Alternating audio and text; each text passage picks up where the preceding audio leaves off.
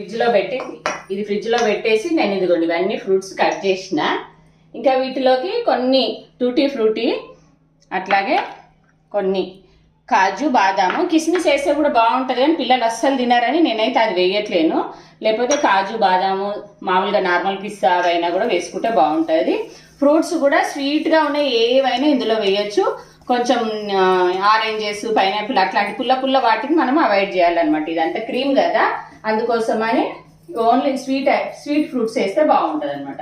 ఇంక ఇది ఫ్రిడ్జ్లో నుండి తీసి బాగా ఒకసారి మళ్ళీ ఇట్లా మిక్స్ చేసుకొని ఇప్పుడు ఇందులో మనము ఈ ఫ్రూట్స్ అన్నీ యాడ్ చేసుకుందాం.